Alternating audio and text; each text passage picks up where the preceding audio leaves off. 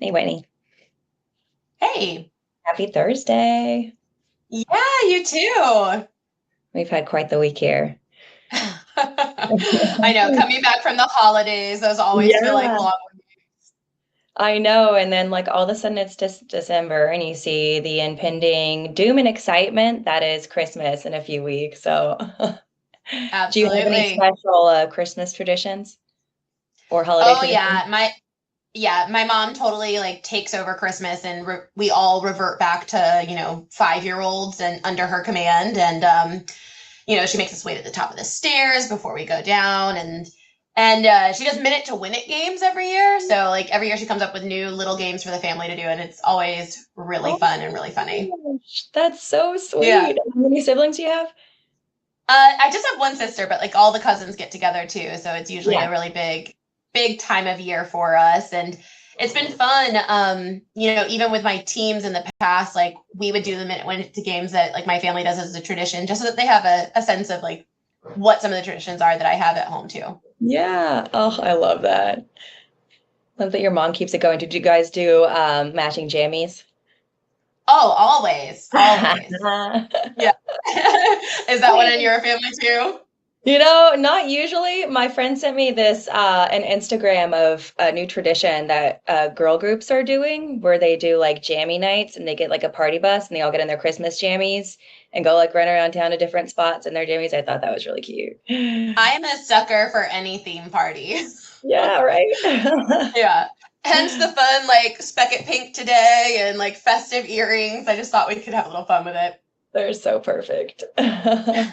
All right. Well, we are just giving a few minutes for people to get in here. And then I think we can get the party going. Sounds good. I will start in the chat with a hello from Kentucky. Would love to hear where everyone's from.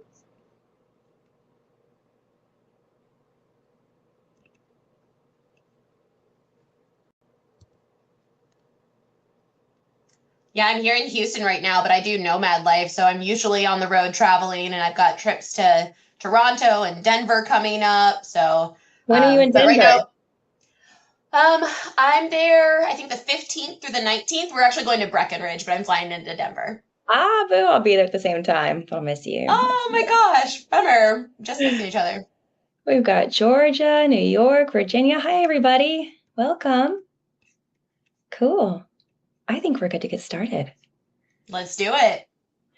So, this is enablement therapy. We thought that would be a fun name because we think all enablement people need a place to go and just vent and share and release their emotions. So, while it is a webinar, we try not to take the traditional webinar format in that we very much want the audience to be engaged throughout. So, for everyone who is tuning in from around the world, please feel free to put questions in the chat right where you put in where you're from. And then Whitney will be able to answer them throughout the segments and as she's presenting information. So do not be shy. And with that, I was trying to think, Whitney, when we first met, and like officially met, but like digitally met was, can you guess? Oh my gosh. It was I a mean, long I time. can't remember the very first moment. You'll It have to was tell longer me. ago than I thought. So I first saw you in 2020 at one of our first Spekit Sips events. So this was like the height of the pandemic. Maybe not the height, it was like it was before people started getting puppies, but it was getting close. You know what I'm saying? And so we like Yes. converted our events to like a virtual wine tasting. And you attended one of those, and since then have been connected with the Spekit team, following along on our journey, and I'm very, very thankful for that and excited to be able to reconnect with you again and hear some more of your expertise. Oh, that is a fun blast from the past. That was a really fun event too. I It loved was that. good. I remember it now, and we had some pretty good wine that time. Yeah, we did. We called it SCO tips and champagne sips. That's what it was. Love it. I Love can't go it. wrong with that. Yeah, so Whitney has years of experience in enablement, but I will let you go ahead and introduce yourself for everyone on the call. Yeah, absolutely. Well, hi everyone. I'm Whitney Sieck. I am the founder and principal consultant of Enablement Enthusiast. And that is a consulting firm that is dedicated to elevating the enablement functions across tech organizations. And I do that in a few ways through individual and executive coaching, through team workshops, and through multiple speaking engagements. I'm also a co-host of the Leadership Lounge, which is a private community within the Enablement Squad, which is a public Slack channel for other enablement professionals. But that Leadership Lounge is meant for people leaders of enablement. So yeah, Very that's a little cool. bit about me. I was stalking Enablement Enthusiast on Instagram, and I saw that every now and then you'll tell people they can DM you for like free, is it free consulting sessions? Yeah, I'm actually in the middle of one today. So I call it Wind Down with Whitney, and I open up my calendar and I let people take those time slots and we can talk about whatever is important to them. So a little bit of enablement therapy in itself. Yeah. So yeah, I've had a few sessions this morning before this webinar, and it's been great. It's always good for me to hear about what's going on in the field, and it's my way of giving back, especially around this holiday season. That's wonderful. So for everyone on the call, go to Enablement Enthusiast on Instagram and wait for Whitney to post for a Wind Down Whitney session. See if you can snag one. Thanks for sharing it. Well, we are going to kick off. We have 3 segments today. We like to start with a question about challenges before we get to solutions. And so I would love to hear from your perspective. And for everyone who's listening in, please put your opinions in the chat as well. But what do you believe the greatest challenges for enablement professionals today? Yeah, when I think about what I'm hearing from a lot of folks and what I remember from team members past, there's 2 core themes that stand out all the time when it comes to enablement challenges. The first being prioritization. There's almost too many things we can do. And so prioritizing what is going to be most impactful is usually one of the first priorities or one of the first challenges. I think the second one is actually losing momentum. Because when you're in this space, when you're having a lot of prioritization challenges, it can be something where like you're constantly in this mode of launching new things again and again and again and again, and you're not making space to actually consume and understand the information. And so I've actually pulled some slides from a previous exec deck, an exec strategy deck that I've used, so I can share with folks. But I think it'll help visually illustrate what I mean. Can we pull up that first one? Absolutely. Yeah. So when I think about this pyramid, this is really the concept of moving from a reactive state of enablement to a strategic function. And so if we're trying to aim for enablement nirvana, where like people are really finding a lot of value in what we do and like we feel like we're always focused on the most important initiatives, like that's where we want to be. But in reality, enablement often gets relegated to this space where, it's reactive in nature and we're like sometimes at this place where we have a managed process or an intake process, but most of the times we're still reacting to the needs of the business, which forces us to have to be really agile, which I think is great, but it also causes a lot of challenges. And so if you'll move to the next slide, it talks a little bit about like where we actually want to be. And so for this one, we want to actually just like flip that model on its head and make sure that the programs that we're focused on are the top priorities for the business, the things that people really care about, things like, that are associated with OKRs, that are C-level executive priorities, that they're bought into it so that they can be champions for it. And sometimes we'll be able to do more dedicated work, like if there's a very specific need for a specific function within the whole revenue organization, like if you're focusing on growth account managers, you can do more dedicated programming, but like that is where you should really spend your time and let like the nuanced requests be managed independently. Now, that's not to say you don't want to hear about it, right? Like you want people to share those things. And so, intake forms are important so that you can start to bubble up trends and inform the top level of what the field is experiencing. But in general, I think this is a really good like way to flip the script and how you think about what to prioritize. Absolutely. Do you have any pro tips for getting deeper into their priorities? At the end of the day, people are always going to say more pipeline, right? More revenue, more Yeah. pipeline. Like, how do you help people better articulate both their OKRs and how you might be able to impact them? Yeah, I think it's important to know what the board cares about and what your executives care about. So it's a lot of it's about making sure that enablement has a seat at the table, that they're involved in those types of discussions and not just, hearing tops down deliverables that they need to go execute upon. Because when you can really come to the table hearing those problems and coming up with solutions, that's where you start to be really strategic. And then with prioritization, I think another thing is there's a lot of work that happens behind the scenes that people don't consider with your bandwidth. And so there's a model that I created with the previous team where we talked about enablement really being a flywheel. And so if you'll move to the next slide, that's going to really get into some of the details around what the revenue enablement flywheel is. And this for me is really about like, how do you Great. move beyond just launching into making sure that you have space to reinforce it and sustain it? Because if you're just constantly launching, then a lot of things on the back end are going to fall off the rails. Your content is going to get out of date and dusty. Your onboarding program is not going to be kept up with. And so, like, eventually it's actually going to cause a really big challenge for the business where there's going to have to be a large investment to go and like reset those motions if you don't keep this flywheel concept top of mind and as a continuous part of your strategy. And so I thought launch, reinforce, sustain, rule of three is pretty simple, but it also acts a lot like a marketing campaign or something that the business is really familiar with that you can relate it to. So launching is really where you're getting like those new activities out. It's the planning, the preparation, it is net new initiatives.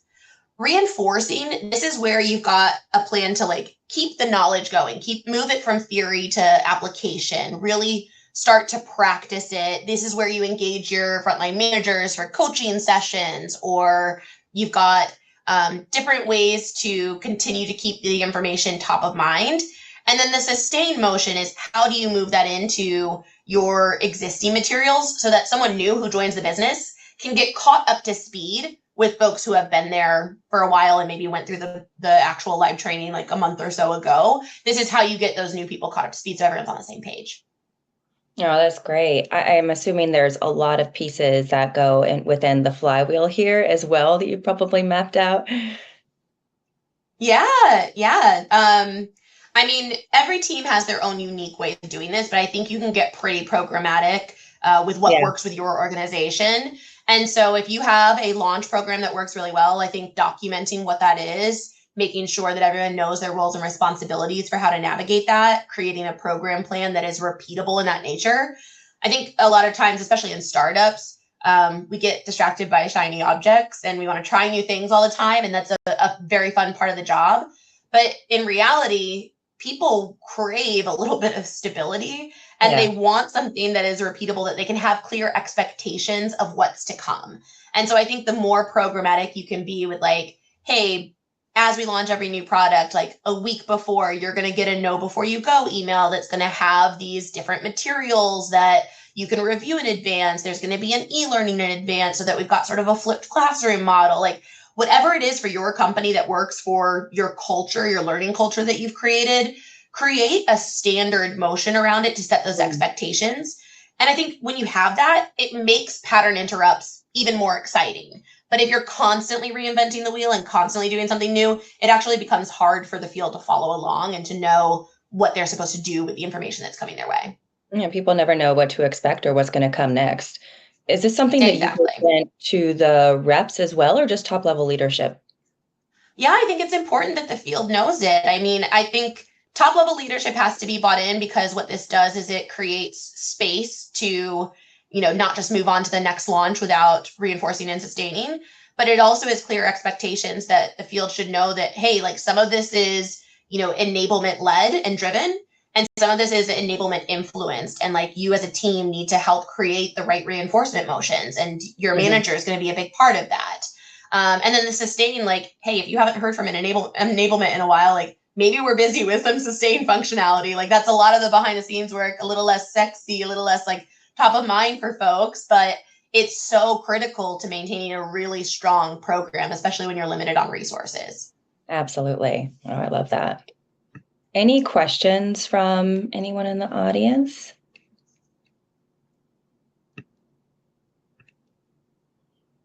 Then we're ready to reflect. Let's do it. Okay, before we go into this, let's take a icebreaker break.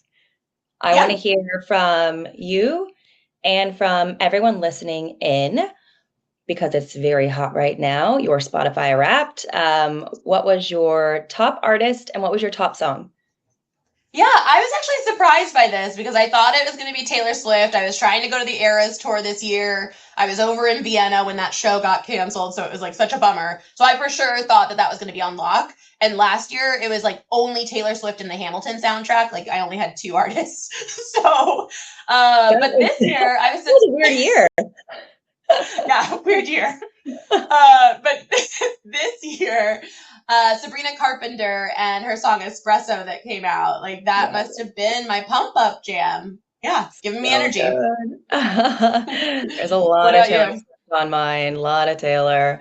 Down Bad was one I had on repeat for a long time. Nice. And it was so fun to see like from the rest of the company sharing theirs. It says so much about you. And it was funny to see people who I would never think were into Taylor, into Dave Matthews, or like just like it says a lot about people. So that was really cool. What do we got? Totally. When my team, Leon Bridges. Whoa, nice. Lots of Post Malone. Yeah. I hear you. Yeah, that's awesome. Now we're ready to reflect and integrate. What are the top enablement do's and don'ts that you've learned throughout your career? Oh, goodness. Do's and don'ts.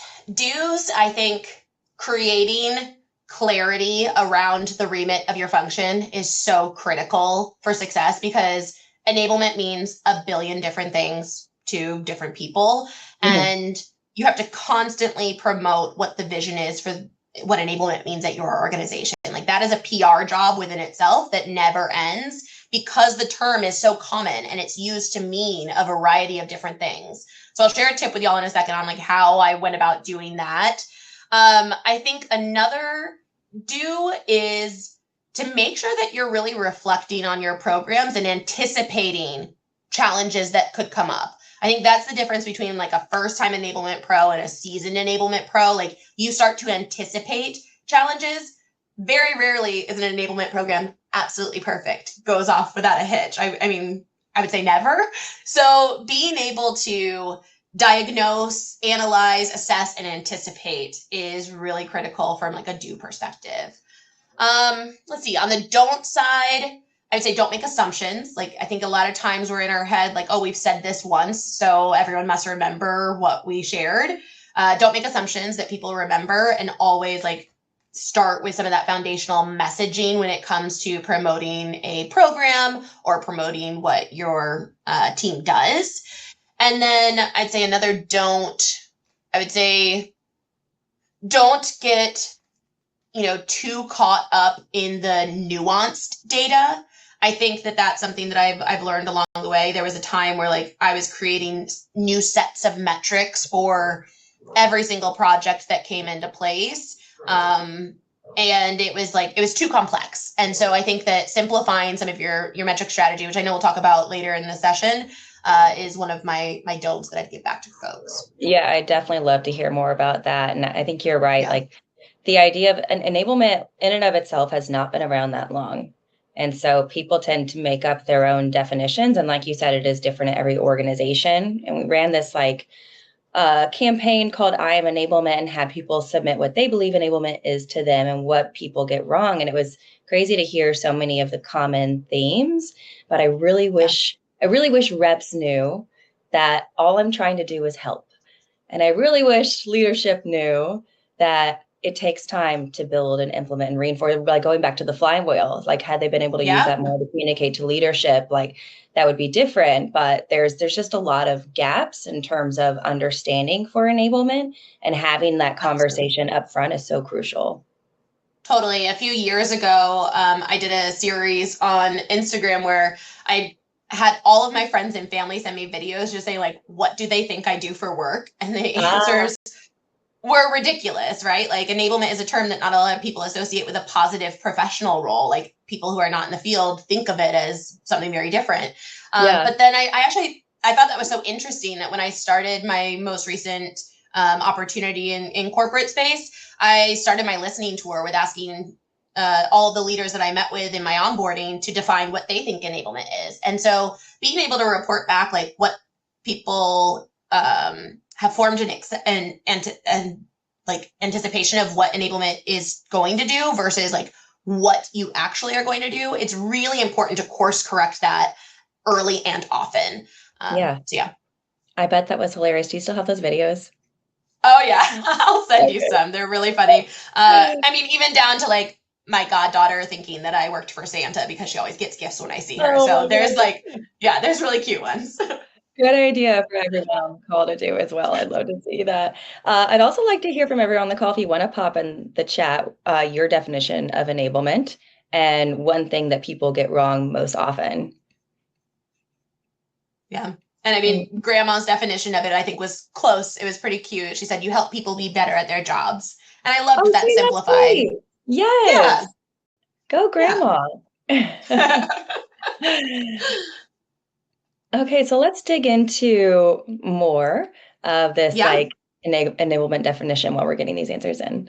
Yeah, Kendall. Yeah. I mean, we just talked about how it means something different to everyone. And I think, we hear it so often in meetings. And I got to the point where every time I heard the term enablement, I was getting either like protective or defensive of my team. And I had to just realize like people are using this term nonstop and it doesn't always mean that you need to engage. And so as part of my strategy at the last two orgs I've been at, I've implemented this like lowercase e enablement versus uppercase e enablement. And so when I present the overarching strategy, we start to use this language together. And that's something that like becomes this unspoken and you start to hear it on other calls. And so it was really well adopted with very little effort. So I think that's a fun one to share with folks to be able to practically, tactically take away. So lowercase e enablement is that term that's like any general support. You hear a lot about it when you're having like product marketing on the calls or sales leaders on the calls. Like they'll use that term, but they're not actually meaning like formal enablement where the team is involved in creating content. They're just talking about things that the team needs. And so uppercase enablement is like, this is one of those top priority initiatives. This is one that has been accepted as the top of the pyramid type of program. This is something that the enablement team will be investing their time in because it aligns with our charter and our priorities. And so delineating those two and having your CEO say like, hey, this is an uppercase enablement need. That made it a lot easier for me to know when do I tap in and problem solve versus like, okay, they're asking me for a billion different things when in reality, that's not always the case. Are you still getting involved in the lowercase initiatives? It's just on a different level. Sometimes, and I think sometimes those lowercase e initiatives are have shared ownership, right? Like there is a part of product marketing that creates content independently, and we have the tech stack and strategy and mechanism for them to, be able to have a mouthpiece to the field. But like, do we actually need to be heavily involved in every element? Right. Depends on your org and your charter. Thank you, Andrea. I think so too.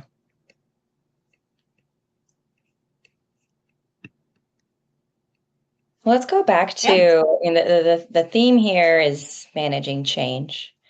And I'm sure nobody on the call has dealt with a lot of change lately. And 2025 is going to be smooth as butter. But in the event it's not, and people are faced with a lot of changes, I'd love to dig in more to, you talked about some tactics, some philosophies that you had for managing change at some of the larger organizations that you'd worked at.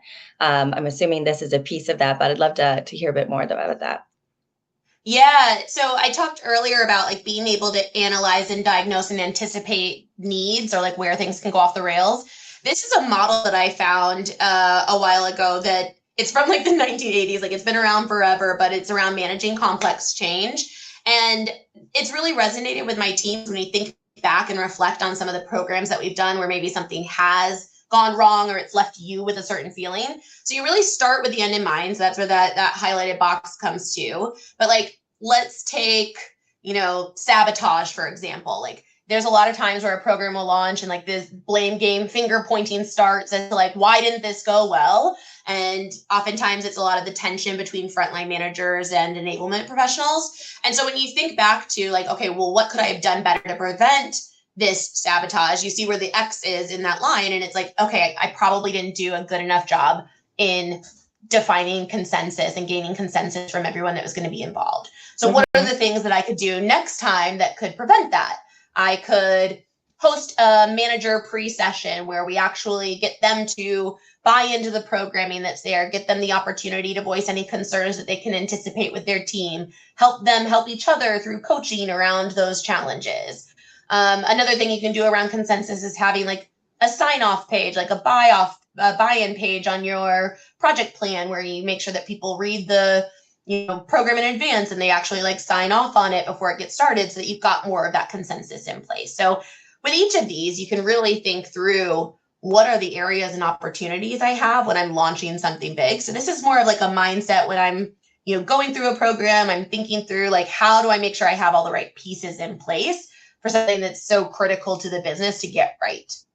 To, avoid the excess. Is this something that you would bring into like a post-mortem with your team after the launch of a major strategic initiative?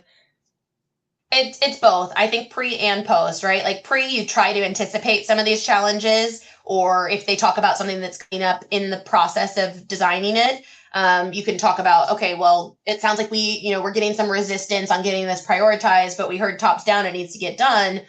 Can we talk to ops about getting an incentive in place that actually creates the prioritization for this at the field level, right? So pre, you can use it that way, and then post, absolutely. If you do some sort of retro after a program's done, you can have people like articulate like, where do you think things went wrong, and let's talk about solutions to implement moving forward. And then this relates back to that flywheel, right? Like instead of constantly iterating and just doing new things for the sake of doing something new, this gives you a really strategic motion to put into place to make some of those additional adjustments to a more programmatic approach. Right. Yes, Cindy in the chat mentioned that she's feeling false starts deep in her bones. Do you have an example of a time when you encountered a false start and had to work backward from here?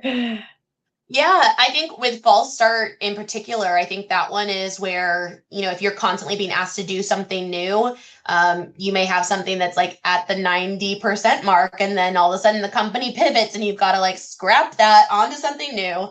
And so a lot of times that means that the plan of attack hasn't been articulated. And so sometimes you take enablement programs and you like build them piece by piece. But I think this is where if you're using some model, like my teams have all used ADDIE as a model to program plan for enablement initiatives. And so ADDIE is analysis, design, develop, implement, and evaluate.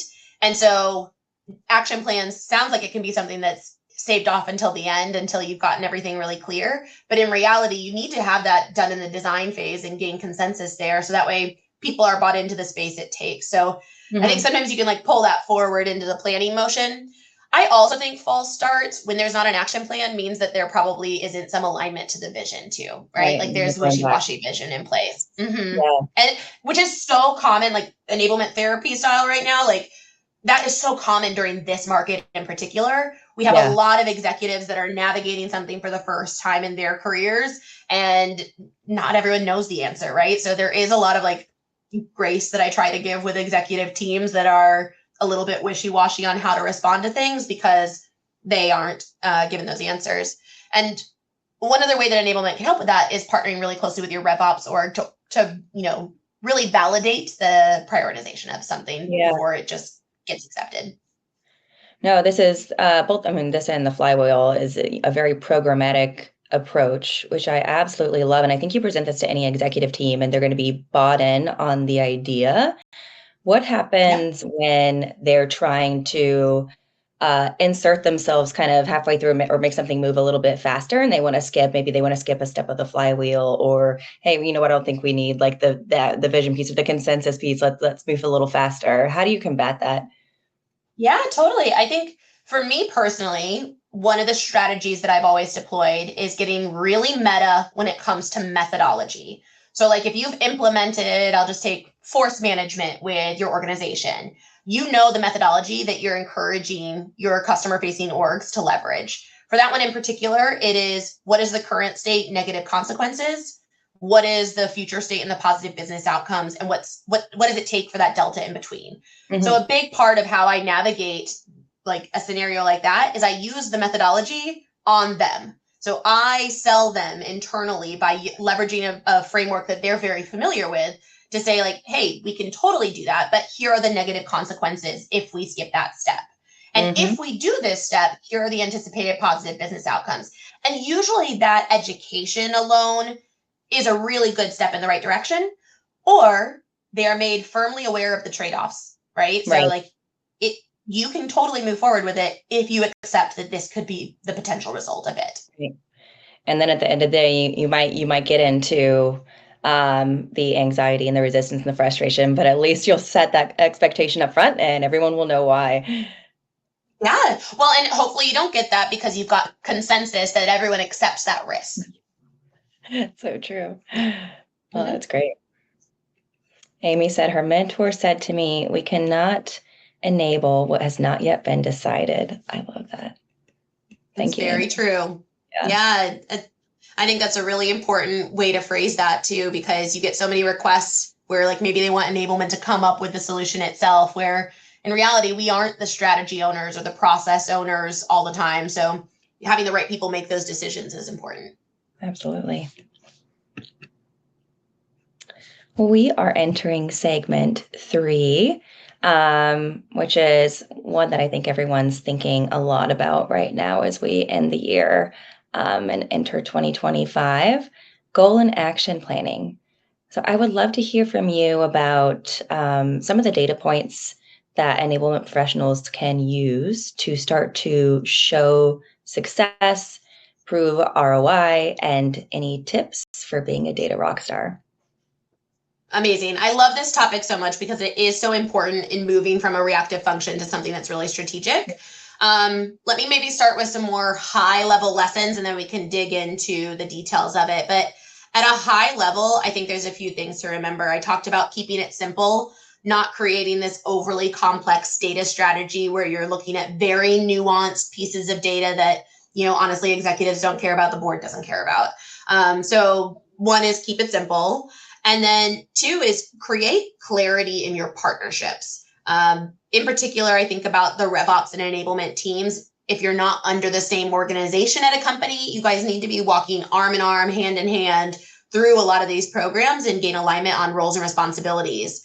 And so one way that I've helped my teams navigate that in the past is by leveraging what we call a gray area exercise. And this is something I'm going to visually describe this for you, but maybe we can think about like how to send a sample of this in a recap email because I don't have a slide for this. But at an offsite, I would invite my RevOps partners, for example, and we would come up with a list of like 9 to 12 categories that we thought were gray areas between our team when it came to ownership or responsibilities, because there's so much overlap, especially when you're starting functions that don't have an established practice in place. And so imagine like a bingo board with all these words. Everyone independently takes a moment to write, you know, an E for enablement or an O for ops on who they think owns that element. Okay. So like, and then after that, you actually have really great discussions. You have really great discussions where you get into the details, you get into the weeds, you get into the nuance of why people think that way. Because I think a lot of unhealthy partnerships can be developed when everyone just has assumptions about who owns what versus clarity around who owns what. So the ultimate result from this becomes like a racy of responsibilities aligned with the structure. But it's a really great way to gain that partnership and understanding around what can we measure. Because I think that's the other problem is like based on maturity of the RevOps functions limits your ability as an enablement professional to actually be able to report back on everything that you could possibly think of or come up with that's very specific for your program. So it draws a lot of synergy there. Oh, I love that. Do you ever find there are responsibilities that nobody wants to own? They're like, I'm not going to go on that. Yes, absolutely. And it's a good discussion. I mean, I think, you know, it's one thing that if there is conflict like that, let's say you're doing it with both teams involved, you and the leader can go back and hash it out off the courts and go back to the team and talk about what the clarity of responsibilities are. Or you can do it in advance before you let the team do it too. And that way you guys are a united front in articulating why that ownership lies with one group versus another. Right. I think every organization has those roles and responsibilities that end up being pushed to the back burner because they're not necessarily not the fun ones, but like the ones that no one wants to take ownership over. We've got a few of those ourselves. Totally. I'd say in enablement, a lot of that runs in the sustain functionality, right? Like those are the things that sometimes we push off. It's a lot of documentation. And so I think, there's a lot that shows up in that space. No, I can see that.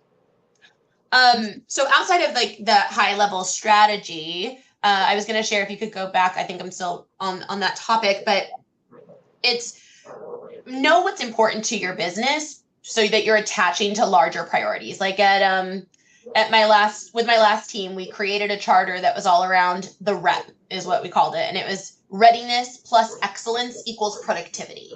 Productivity was the measurement that the business cared about and that they were tracking with the board. And so how do we as enablement contribute to the productivity numbers that they are invested in? That was how we articulated the business. And we drew a correlation trail. And for those who have seen me on any other webinar, you probably heard me talk about this nonstop, but the Kirkpatrick model is what I leverage for drawing that correlation trail.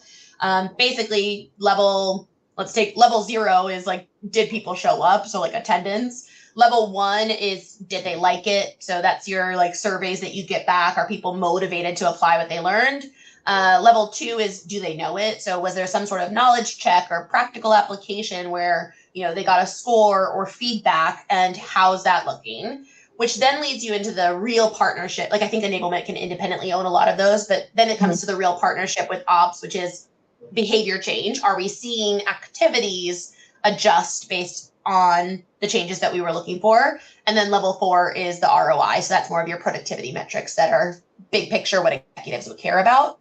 And once you've got that type of motion in place, then you can get to things that are more advanced, like a quarterly business review or an internal partnership review, if you want to call it something different, if it conflicts with your motions internally, where you actually get to go back and present like, hey, here are the programs we did, here's the results we saw, and you can keep that alive. You can make that really interactive with folks on how to move the needle if something isn't moving forward.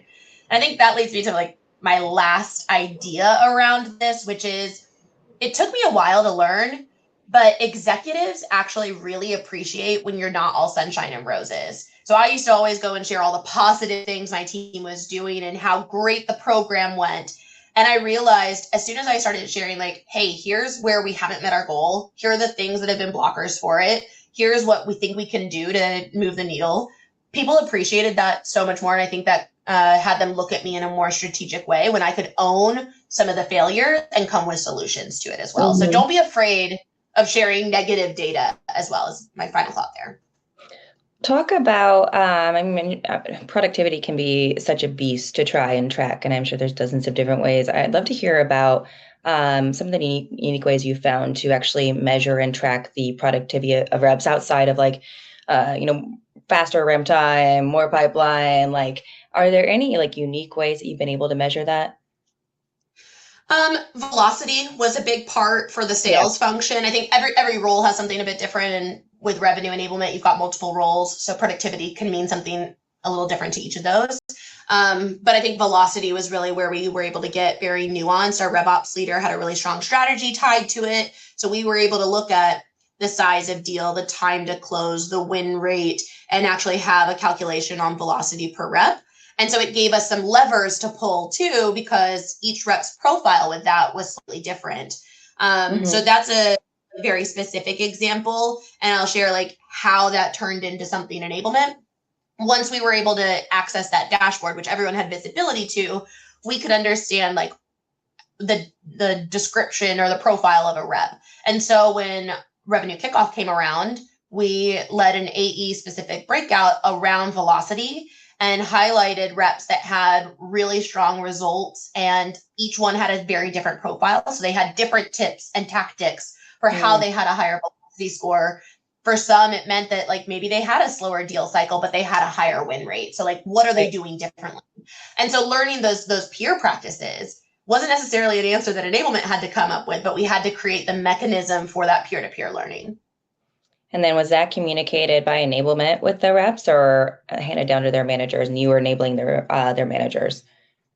Well, this was a revenue kickoff breakout session. So that specific one, but the dashboard was something that the RevOps team created that had full visibility. So managers were using it to manage their teams and understand the nuances between different team members. Reps had visibility to it. So if they were very independent, they could go and look and see, hey, this person has an incredible close rate. Like, what are they doing? They could go and create that sort of like informal mentorship themselves, even without us, just because they have access to data. Yeah, it's great that you were able to provide a lot more context to that data, because I'm sure for a lot of people just looking at the numbers, it can be really intimidating as a rep to see that somebody's got a higher velocity. But if you don't understand the individuals themselves, then it's really difficult to be able to, that's great. Yeah, and you want to see the scoreboard, right? Like, I think that's you can't play, a game of football with the scoreboard covered up and have that same like motivation and hunger to drive to win. And so I think that I loved that this particular RevOps leader like gave full visibility to that, to the field. Now, whether they went and looked at it or not, that's their own independent approach. But I thought that was really cool and helpful. Absolutely. Well, we are in SCO planning season. And I know this wasn't on our list necessarily, but you have presented with the Spekit team multiple times on some of your top tips for SCO. And I wonder if you'd entertain us with just a few. Well, this is very top of mind for a lot of people on the call today. Yeah, SCO for me is really the agenda for the year ahead. And so that launch, reinforce, sustain motion that we talked about in the beginning as a large strategy for enablement should also be applied to a program like Revenue Kickoff, because you should be thinking like Revenue Kickoff is just a launch. For each of the topics that are being discussed, what are we going to do to reinforce them? Where is the field going to hear about this again so they don't lose the thread? The topics that are discussed at Revenue Kickoff should be that important that they should be talked about for a year. They should be something that continually develops for a year. So I would say analyze your proposed agenda and make sure that they qualify for something that should run through the full flywheel of how do we make sure that we've launched this the right way that's really engaging for the learners at SCO, but then how do we also make sure that this gets reinforced throughout the year, and what are those motions going to be?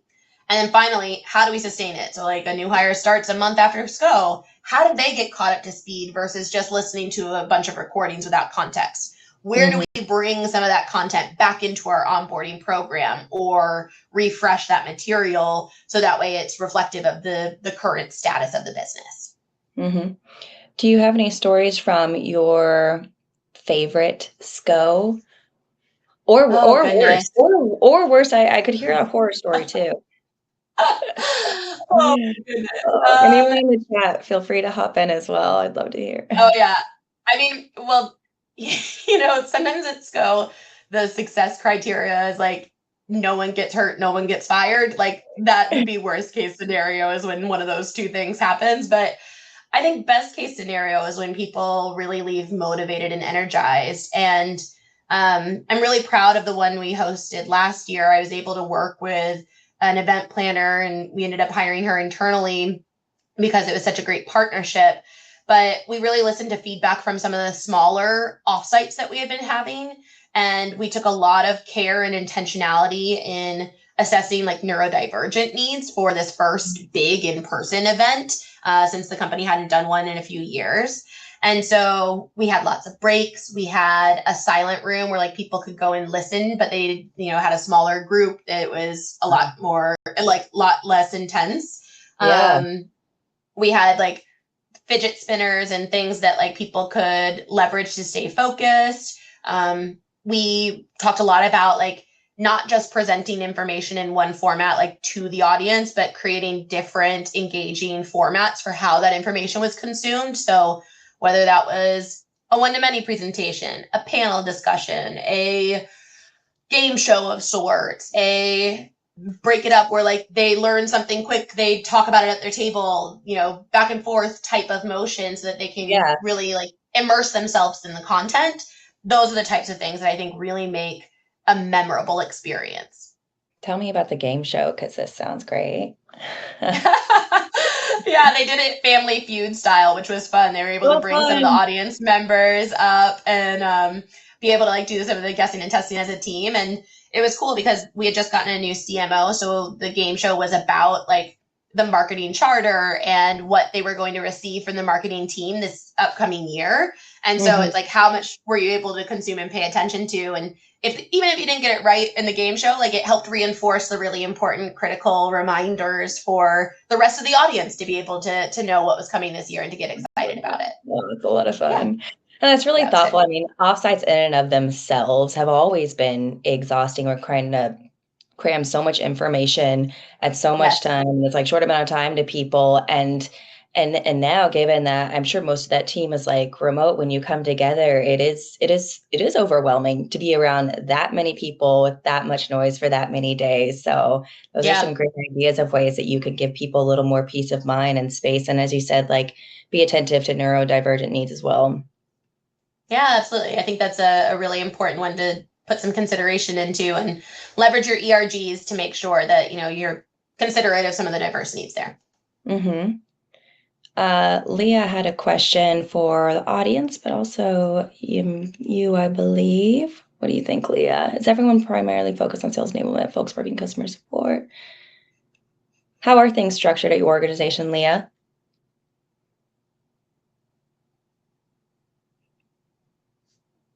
Oh, all three. Have you seen what were the three? Customer support enablement, customer success enablement, and sales enablement. Yeah. I think enablement can mean different things, right? Like you hear sales enablement so often, but I'm really passionate and bullish about revenue enablement, which means anyone who is customer facing within the organization. That's my personal preference. I think that you can really impact the customer journey when you have alignment across that experience. And so that talks about handoffs and, you know, setting the right expectations so that, you know, sales doesn't sell the dream that becomes CX's nightmare, right? So, yeah, I think revenue enablement is where my passion lies, but I know every organization is built differently. Is revenue enablement a newer term? I mean, I think over the past 5 years, it's really started to make that shift. And it comes to, you know, the business's level of comfort as well. A lot of sales orgs and CX orgs are kept very separate leaders, separate strategies. But I think when the CRO role came into play, they found that there was a lot of benefit of tying those two houses together. And so when that is structured and set up right, there's so many streamlined benefits that can come to the business where you can only control little bits and pieces when you're focused on just one supporting area. Oh, that makes a lot of sense. I remember we did an ebook, it had to be like 3 years ago, on revenue enablement itself. And you were one of the leading experts even at that time, and we were able to interview you for that. So if you can't tell, I love the Spekit team. It's mutual. Yeah. I am going to move us on to one of my favorite segments, which is the power of pause. So we like to end with taking a moment to breathe, reflect. We're coming into the new year here. I would love to hear from you your favorite ways to unwind or de-stress after a hard day. I love hearing these from many people as well. I always take away good tips for that. Please share in the chat. Yeah, please, y'all. I always need new ones. For me personally, I've been really big into reading. I think for about 10 years, I was on a hiatus where I only read nonfiction business books. Like you can tell I was like climbing the corporate ladder. I was like very much in hustle mode and like only focused on personal improvement through business. But about a year and a half ago, I got back into fiction reading, and that has been so fun and such an escape and like such a good way to reset. So it does feel relaxing. The other thing that I do is long walks with my pup. I think that's really something that grounds me and resets me. My dog's name is Jolene. I'm a huge Dolly Parton fan. And yeah, we go on long walks together. Best book you've read recently?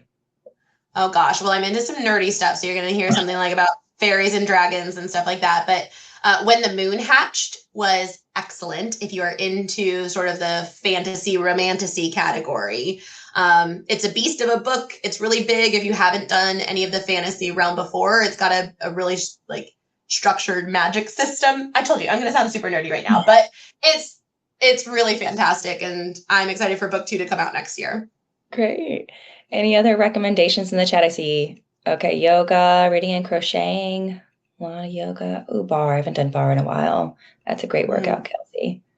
And Nina loves the fairies and dragons too. See, you're not alone. Thank you. Thank you so much. It's like one of those things in your own community that you all know you love it. It's like so fun to talk about, but when someone outside of that asks you, it's like, oh God, here we go. I've got to tell you that I like fairies and dragons.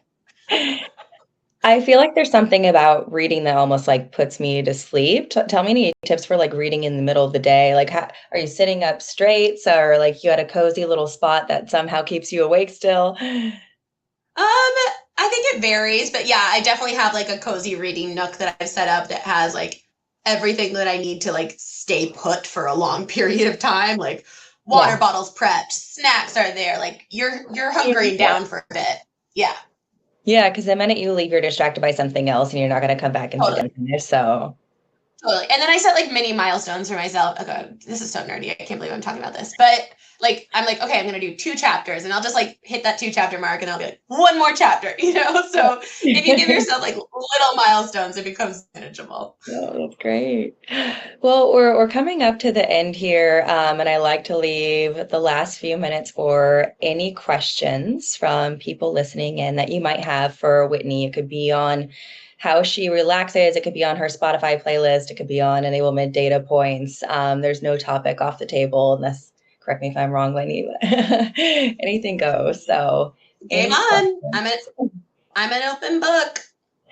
But I love that you included this topic. I think pause is so important. I actually am doing a bit of a professional pause where I traveled quite a bit and didn't focus on work for a little bit, which was a really nice reset as well. Yeah, tell me, you were visiting Vienna. You mentioned Vienna. What other yeah, sure. The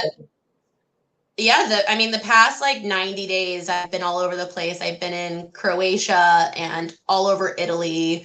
I went to Seattle for a conference, went to San Francisco to connect with old friends, went to Mexico City, went to Cancun just to like sit on the beach and not do anything for a little bit. And now I'm about to head to Toronto and Denver. So yeah, lots of travel. That's definitely a passion of mine.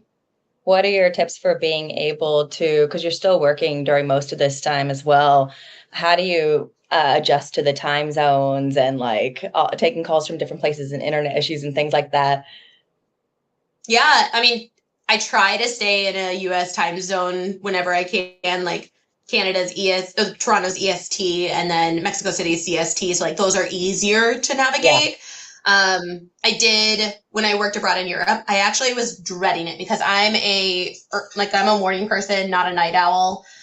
And you have to stay up pretty late to be US hours over in Europe. And I was actually really surprised. I could play all day and still be on calls at night. And I actually really liked that I was able to accomplish both. And that actually felt like balance to me when I could do both of those things, like enjoy the day and then get my work done at night when I was going to be alone anyways and not be like tempted to be and exploring something. Yeah, I mean, most of the European cities, they're not even eating till like 9 o'clock too. So at least that way you were like able to work and still like eat a nice breakfast out, lunch, things like that, explore a bit while it's daylight. Yeah. Yeah, I really enjoyed it. I could see doing digital nomad life abroad. Stay tuned. Maybe that'll be in my future. I think that should be the next session here. All the tips. Well, I've learned from some of the best, so I'd have to get you in touch with some of the real experts there. I would like that. All right. Well, thank you so much, Whitney. This was wonderful. Please connect with Whitney on LinkedIn, Instagram, TikTok, email. She's always more than happy to share advice, wisdom. As you heard at the beginning, you can DM her and she'll find a wine with Whitney session. So please take her up on that. Absolutely. I'd be happy to help. Wonderful. Well, thank you all. We appreciate it. Have a great one. Thanks, team. Bye. Bye. Are we off? I don't know.